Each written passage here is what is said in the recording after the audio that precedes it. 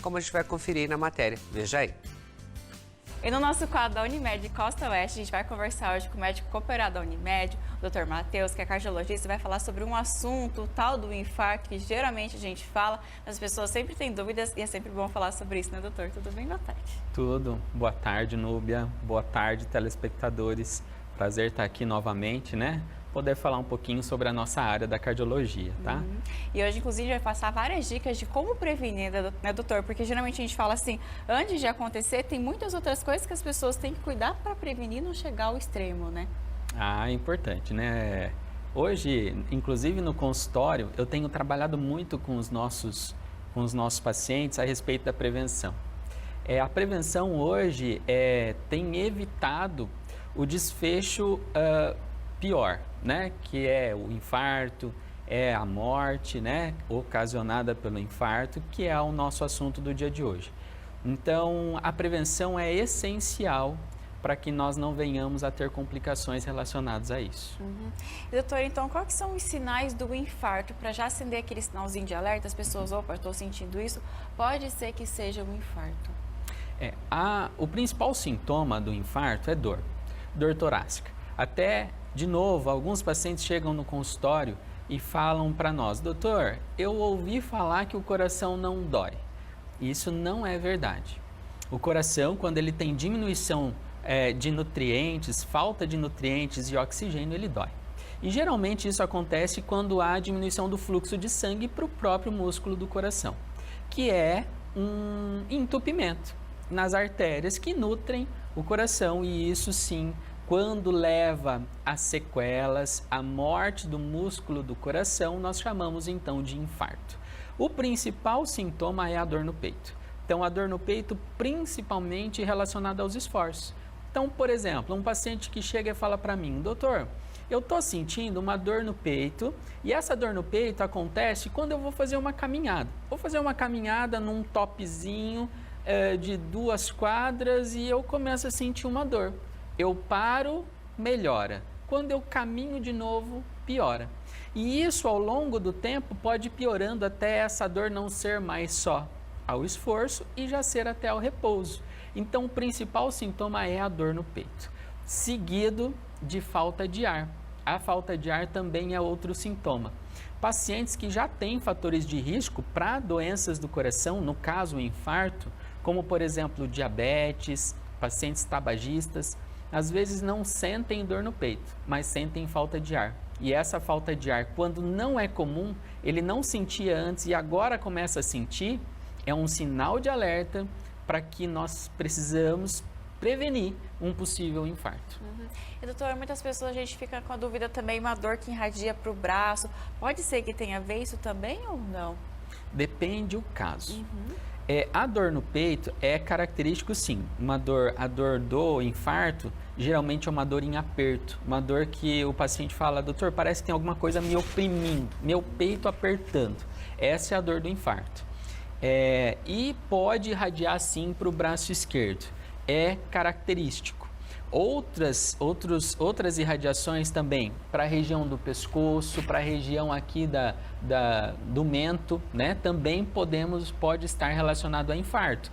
Então, é comum sim o paciente que tem um quadro de entupimento ter dor e essa dor irradiar para o braço esquerdo.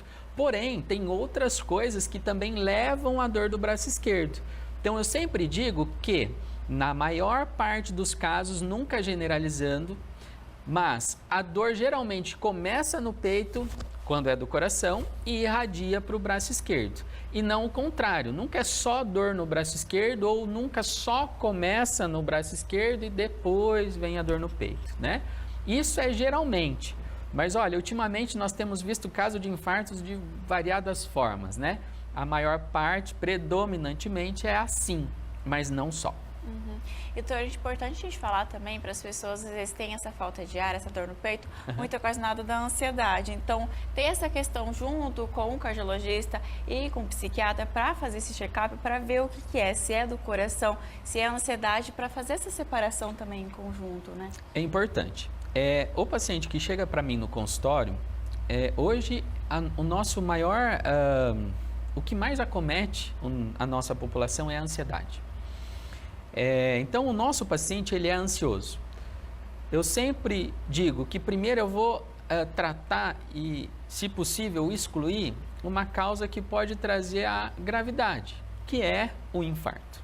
Não que a ansiedade não seja grave, não estou falando isso, mas o que mais pode trazer problemas e problemas agudos é o infarto. Então, eu investigo sim primeiro a parte cardiológica. Eu conseguindo afastar doenças cardiológicas, doenças por infarto, e identificando que então a ansiedade pode ser um componente importante desse quadro de dor, nós já tratamos. Então, nós como cardiologistas tratamos muito quadros de ansiedade. Mas sempre precisamos também do nosso colega, do especialista psiquiatra, psicólogo, para poder nos ajudar a tratar esse paciente também. Então, não é raro o nosso paciente cardiológico também estar sendo acompanhado por especialistas da área da psicologia, da psiquiatria, assim por diante. Hoje em dia, a ansiedade é bem importante. Doutor, sobre os fatores de risco, você já até comentou alguma coisa pra gente, mas quais que são assim, os principais que levam ao infarto?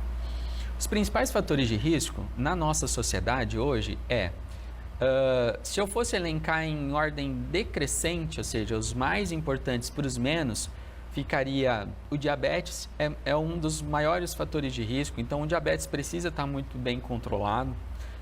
O tabagismo, então aí o hábito de fumar é um fator de risco muito importante. História familiar positiva para infarto, ou seja, pai, mãe, tios, primos, irmãos que já tiveram, também é um fator de risco. O estresse, hoje em dia o estresse não deixa de ser, até há alguns anos atrás a gente não falava nos nossos congressos tanto quanto nos dias de hoje, do estresse, da ansiedade. E também a hipertensão. Hipertensão arterial, né? Esses são os principais, mas não se priva só a isso. Tem algumas outras coisas que também contribuem. Doenças reumatológicas, doenças vasculares, né? Doenças cerebrovasculares também são associados a maior possibilidade de eventos cardiológicos também, tá? Mas os principais são esses. Obesidade. Obesidade também, doutora? Também. É importante falar sobre isso, porque é todo um conjunto, né? Às vezes as pessoas acham que, por exemplo, como você comentou, da obesidade, vai estar cuidando só da parte estética, enfim. Não, é muito mais além disso também, né, doutor? Sim. Hoje a gente bate muito na tecla, né? De dieta, controle do peso, então aí o contrário da obesidade e também o contrário do sedentarismo, que é a realização de exercícios físicos, sempre em acompanhamento por profissionais, né? Seja médicos, educadores físicos, para poder estar limitando e ajudando na realização desses exercícios físicos e não ultrapassando os seus limites. Isso é muito importante ressaltar também, porque nós temos pacientes que às vezes vão no consultório naquela ânsia de começar a fazer o exercício físico e acaba excedendo. Muitas vezes leva a maiores problemas do que ajuda, né? Então, é importante controlar o peso, controlar a obesidade, a realização dos exercícios, mas tudo isso com limites. É importante também. Gente, até pode brincar, né, doutora? A pessoa nunca às vezes fez atividade física e já vai querer escalar uma montanha. Não é bem assim, né? Tem que ser aos poucos. Isso a gente fala quando os pacientes vão fazer o teste ergométrico, que é o teste de esteira, né? Justamente para a gente tentar identificar alguma anormalidade relacionada a entupimentos. Mas ele também já me serve como parâmetro de orientação para início ou até mesmo acompanhamento de exercícios físicos. Nós sempre orientamos, começa devagar, vai subindo degrauzinho por degrauzinho, né? Vai aumentando essa intensidade dos exercícios de forma a não trazer prejuízo. Esse é o ideal. Eu até falo, no geral, lá no nosso consultório, de que eu não quero o meu paciente sendo um atleta de alta performance. que o atleta de alta performance, ele é fantástico, né? A gente admira, porém, ele leva o corpo dele ao extremo. E se a gente for falar para os nossos pacientes fazerem o mesmo sem a determinada orientação, muitas vezes nós vamos levar a lesões musculares, lesões cardiológicas e outros tipos de lesões, até mesmo psicológicas, não necessárias para eles, né? E doutor, no caso da suspeita do infarto, o que a pessoa deve fazer assim de imediato, até ela e os familiares que estão ali acompanhando? Isso. No quadro de suspeita de infarto, o ideal é tentar não deixar essa pessoa dormir e levá-la ao pronto-socorro. Existem coisas que falamos que pode ser feito, como o uso do AS, pode ser sim feito, mas geralmente não orientamos por conta de dose, né? Às vezes os nossos pacientes não sabem as doses corretas, acabam dando ou subdoses, doses a menos, ou doses a mais. E também isso não é o ideal no momento do infarto. Então, sentiu dor no peito, sentiu falta de ar, ou algo não está normal, procura um atendimento médico de urgência, né? O nosso chamado pronto-socorro. Então, procura o pronto-socorro, hoje nós temos as UPAs, né? Unidades de pronto atendimento, que nos ajudam e nos auxiliam no atendimento desses pacientes também, tá? E as chances, então, doutor, de não levar ao óbito nesses casos, procurando ajuda nesses começos dos sintomas, é grande a chance de, digamos assim, não levar a óbito? De reversão do quadro, existem vários tipos de infarto, né? Depende de localização, depende de extensão de área muscular cardíaca acometida. Então, são vários fatores no momento do infarto que vão me dizer a gravidade. Porém, na maior parte dos casos, há chance de reversão. Eu não consigo prometer que não vai haver sequelas, mas quando tem atendimento de qualidade e também temos um atendimento na hora certa, nós conseguimos sim fazer com que a mortalidade, quando se fala em infarto, diminua. Né? Nós conseguimos diminuir a mortalidade.